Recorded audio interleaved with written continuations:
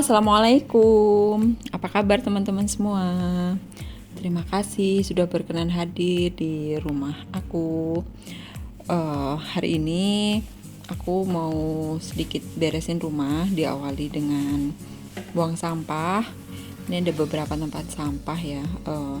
Di dapur ada satu, di ruang keluarga satu, ruang tamu satu, dan di kamar ada satu juga.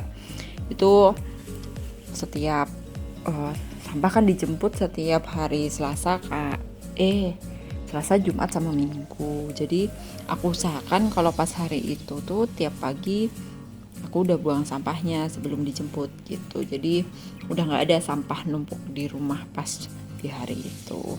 Terus pas aku buang sampah, lihat ada daun-daun lumayan banyak.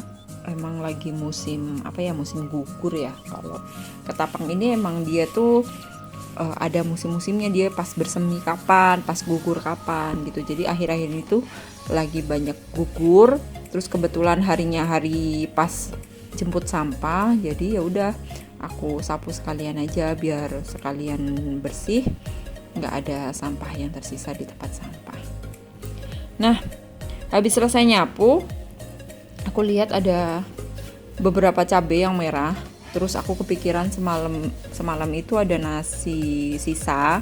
Nasinya tuh perah juga, jadi kayaknya enak nih dibikin nasi goreng. Ya udah, kita bikin nasi goreng dari hasil petik cabai depan rumah.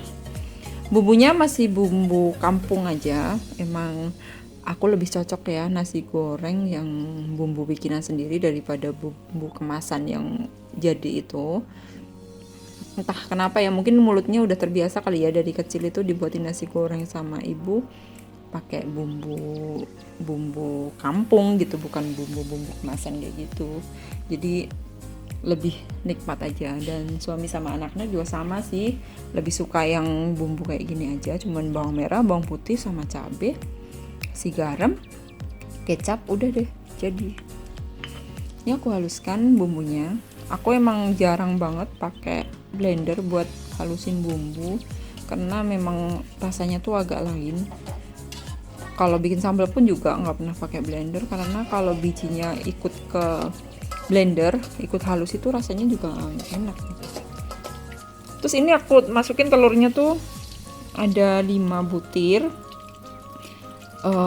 Akhir-akhir ini emang tujuan aku buat naikin protein harian ke makanan sehari-hari itu lumayan tinggi. Jadi ini nasi berapa porsi ya, paling 4 porsi. Aku kasih telur juga 5 biar mereka makan proteinnya juga lumayan gitu. Karena selama ini ternyata perhitunganku tentang jumlah protein intake itu jauh dari normalnya gitu. Kalau yang wajar itu harusnya di atas 1 gram per berat badan.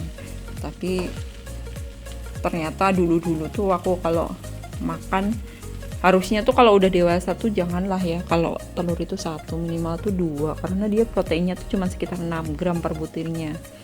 3 gram di kuning, 3 gram di putihnya, jadi sekitar 6 gram. Padahal berat badan orang dewasa kalau aku sama suami itu kan di sekitar 60-an kilo. Kalau diambil dari telur aja, harusnya aku makan telur itu sehari 10 butir gitu kan. Nah itu dulu tuh nggak ada separohnya aku makan segitu gitu loh. Jadi sekarang mau benerin pola makan dengan porsi karbo, serat, dan protein yang seimbang. Tentunya dengan minum putih yang cukup juga ya, di atas 2 liter per hari. Nah, sebelum memulai beres-beres, aku mau sarapan. Ini nawarin anakku yang kecil.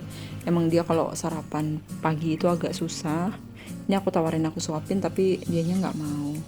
Yaudah, aku makan sendiri dulu. Suami masih tidur. Ini sekitar jam 7. Biasanya dia kalau sarapan tuh minimal jam 8 lah, di atas jam 8 itu. Nah, habis dia bangun tidur, tadi aku pancing-pancing buat masang gorden yang di atas. Soalnya gordennya tuh udah lama banget lepas, terus di bawah. Takutnya tuh semakin hari semakin kusut. Jadi tadi aku pancing-pancing buat masang gorden yang di atas ini. Terus akhirnya beliau bergerak juga. Ya udahlah, aku lagi ngelipetin baju di bawah, terus aku temenin. Nanti keburu moodnya berubah lagi, nggak mau pasang lagi, ya udah aku temenin aja di atas sekarang. Nah ini kemarin itu kayaknya kuncinya tuh kurang pas, nggak gigit gitu. Jadi pas si Gibran buka gorden, dia tuh lepas, terus malah ditarik semuanya, jadi jatuh deh. Nggak tahu itu kenapa. Alhamdulillah beres. Terus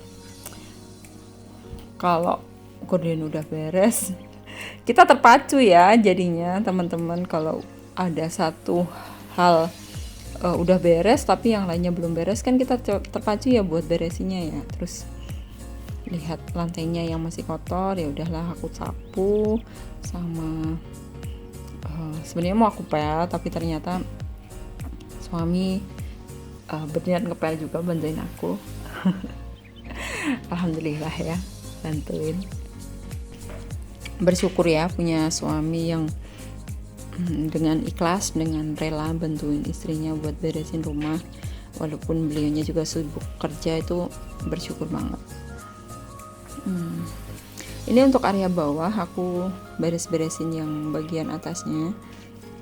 Untuk lap-lap ini emang nggak setiap hari sih, deep cleaning ini aku lakukan, cuman beberapa hari sekali aja, terutama untuk rak ini karena emang jarang banget dijamah, paling juga debu-debu aja. Anak-anak tuh udah nggak pernah berantakin mainan, jadi aku jarang beres-beresin mainan kecuali buku-buku mereka ya, apalagi era SFH sekarang ini kan banyak buku-buku tuh berserakan, habis belajar tinggalin aja di meja, pensil, penghapus itu kalau nggak diingetin juga nggak dibalikin lagi. Jadi ibu itu emang proses belajar ya, belajar untuk mengendalikan diri sendiri, untuk mengelola emosi, untuk belajar untuk mengajari anak-anak kita, belajar untuk jadi ibu yang baik, jadi istri yang baik. Gak ada habisnya ya kita kalau ngomongin soal belajar. Mudah-mudahan teman-teman semua juga selalu semangat buat terus belajar dan selalu dapat keistiqomahan dalam memperbaiki diri. Nah untuk area bawah ini aku sapu semuanya, tapi memang gak aku videoin ya, jadi aku videoin sedikit aja. Terima kasih udah berkenan hadir, semoga tetap sehat, tetap semangat. Habis ini aku mau mandi kali aja, sama suami diajakin weekendan kemana gitu. Nah habis